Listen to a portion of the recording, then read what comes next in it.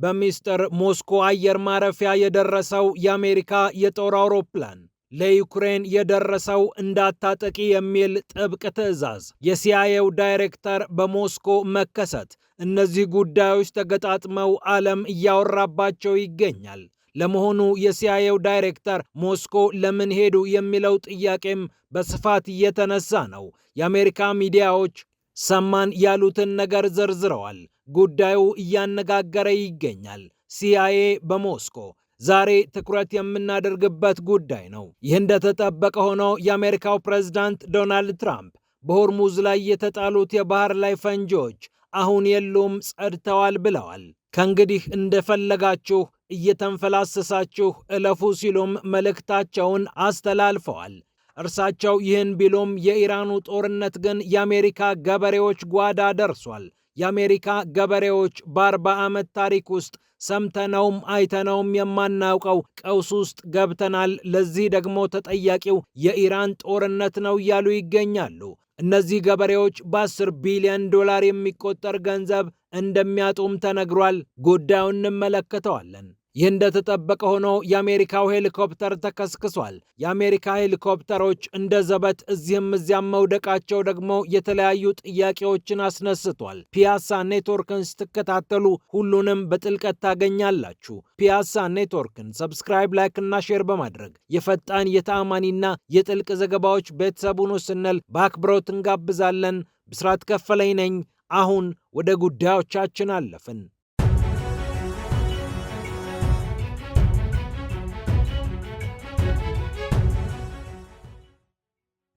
በድብቅ ሞስኮ ያረፈው የአሜሪካ አውሮፕላን ለዩክሬን የተሰጠው እንዳታጠቂ የሚል ጥብቅ ትዕዛዝ። የሲአይኤው አለቃ በሞስኮ መከሰት እነዚህ ጉዳዮች ተገጣጥመው ዓለም እያወራባቸው ይገኛል። የሲአይኤው አለቃ ጆን ራትክሊፍ ለመጀመሪያ ጊዜ ነው ወደ ሞስኮ በዚህ ስልጣናቸው የተጓዙት። ታዲያ ይህ ምስጢራዊ ጉዞ ማንም ሳይሰማው እንዲፈጸም ጥብቅ ትዕዛዝ ተላልፎ ነበር። ዩክሬን በሞስኮ አካባቢ የድሮን ጥቃቶችን እንዳትፈጽም በማሰብ ለኪየቭ ጥብቅ ማስጠንቀቂያም ደርሷታል።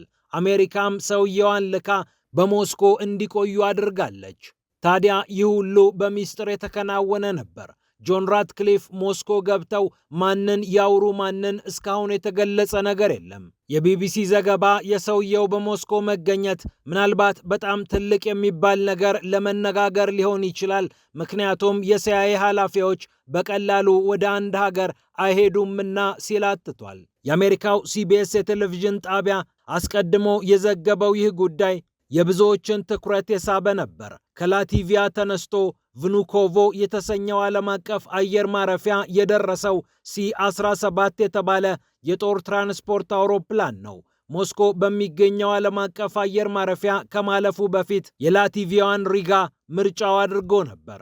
ታዲያ ይህ ክስተት የተለያዩ የበረራ መረጃዎችን በሚያነፈንፉ ባለሙያዎች በሚገባ ተስተውሏል። ፍላይት ራዳር 24 ድረገጽ እንደሚዘግበው አንድ የጦር ትራንስፖርት አውሮፕላን ሪጋ አየር ማረፊያ ከገባ በኋላ መልሶ ጉዞውን ወደ ሩሲያ አድርጓል። ሩሲያ ከገባ በኋላም በርካታ አውቶሞቢሎች እያጀቡ አንድን ሰው በመንገዱ ላይ ሲያጓጉዙ ነበር ይላሉ ዘገባዎች። በተለያዩ ምስሎችና ቪዲዮዎች የታገዘው በኋላም በሲቢኤስ የተዘገበለት የሲአይኤው ዳይሬክተር ጉብኝት በዩክሬን ጥቃት እንዳይደናቀፍ በሚል ለዩክሬን ቀደም ተብሎ እንደተነገረና አንድ ከፍተኛ የአሜሪካ ባለስልጣን ወደ ሞስኮ ሊያቀና ስለሆነ ጥቃትሽን አረጋጊው ተብላ የዜሌንስኪዋ ሀገር እንደተነገራት ነው የተነገረው። ታዲያ የሲአይኤው ዳይሬክተር ጆን ራትክሊፍ ስለምን ወደ ሞስኮ አመሩ በሚለው ጉዳይ ላይ የተለያዩ መላምቶች ተሰንዝረዋል።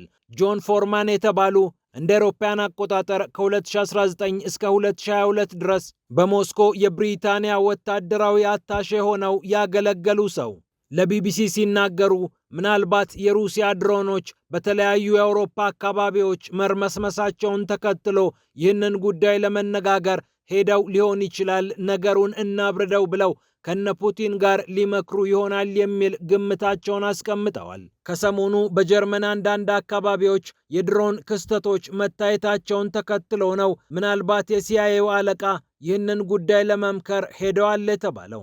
ከጉብኝቱ በፊትም ሆነ ከጉብኝቱ በኋላ ይህ ተብሎ ሊጠቀስ የሚችል መረጃ ከሞስኮም ከዋሽንግተንም ያልተነገረለት ጉብኝቱ ሌሎች ርዕሰ ጉዳዮችን ሊነካካ እንደሚችልም ተነግሯል። በተለይ የሲአይኤው አለቃ ራትክሊፍ ከዚህ ቀደም በሩሲያ የተያዙ የአሜሪካ ዜጎችን በተመለከተ ሲደራደሩ ስለነበር አሁንም በዚህ ጉዳይ ላይ መክረው ሊሆን ይችላል የሚል ግምት ተይዟል።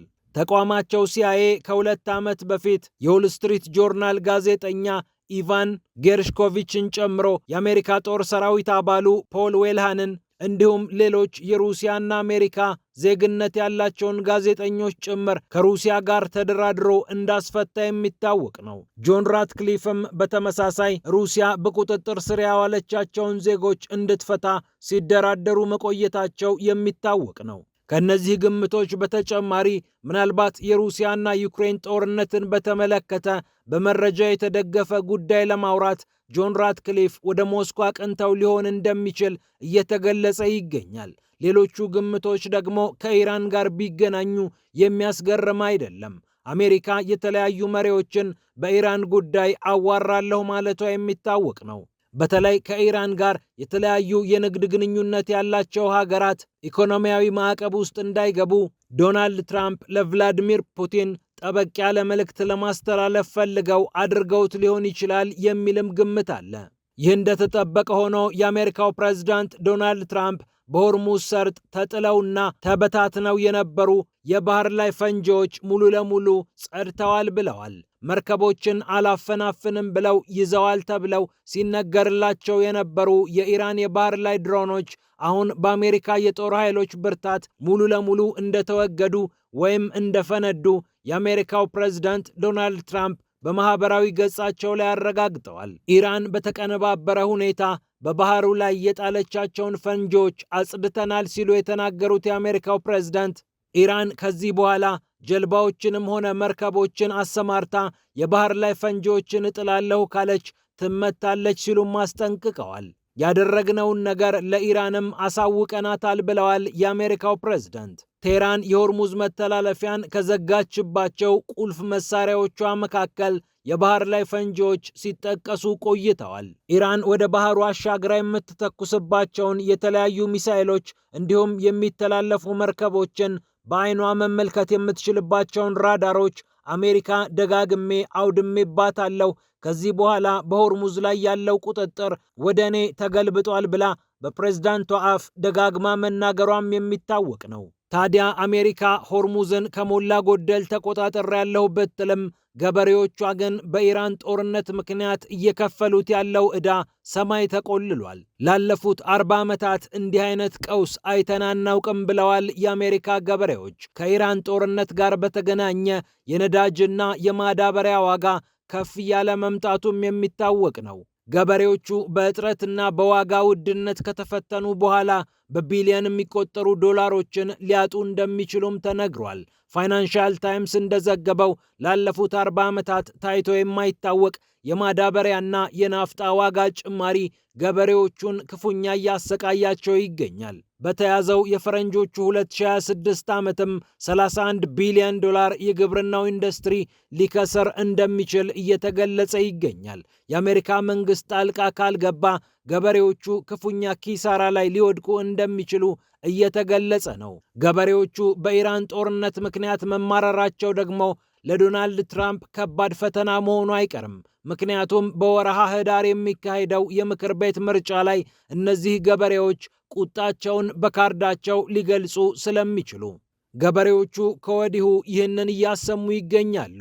የኔብራስካ የገበሬዎች ማህበር ፕሬዝዳንት ጆን ሃንሰን ከ1980ዎቹ በኋላ እንዲህ አይነት የግብርና ቀውስ ተመልክተን አናውቅም ብለዋል። በፎስፈረስ የበለጸገ ለገበሬዎቹ ማዳበሪያ ወሳኝ ግብዓት መሆኑ የሚታወቅ ሲሆን በፎስፈረስ የበለጸገ ማዳበሪያ አሁን በከፍተኛ ደረጃ ዋጋው ጨምሯል። ከ10 ዓመት በፊት $470 በአንድ ቶን ሲገዛ የነበረው ማዳበሪያ አሁን $900 ገብቷል ነው የተባለው። ገበሬዎቹ ለማሽነሪዎች የሚጠቀሙበት ናፍጣም ክፉኛ ተወዷል። በጋሎን ከጦርነቱ በፊት $3 ከ80 ሳንቲም ገደማ ሲሸጥ የነበረው ናፍጣ አሁን $5 ከ45 ሳንቲም እየተሸጠ ይገኛል። በዚህም መሰረት ገበሬዎቹ እየተፈተኑ መሆናቸውን አሳውቀዋል። የሆርሙዝ መተላለፊያ ከነዳጅም በተጨማሪ ለማዳበሪያ ሽያጭ ወሳኝ እንደሆነ ሲነገርለት ቆይቷል። የአሜሪካ ገበሬዎች በድርቅና በኢራኑ ጦርነት ምክንያት የግብርና ግብዓት ዋጋ እየጨመረባቸው ቆይተዋል። ገበሬዎቹ የደረሰባቸውን ፈተና መሰረት አድርገው የአሜሪካው ፕሬዝዳንት ዶናልድ ትራምፕ በሰኔ ወር ላይ የ11 ቢሊዮን ዶላር ድጎማ ይደረግልኝ ሲሉ መጠየቃቸውም የሚታወቅ ነው።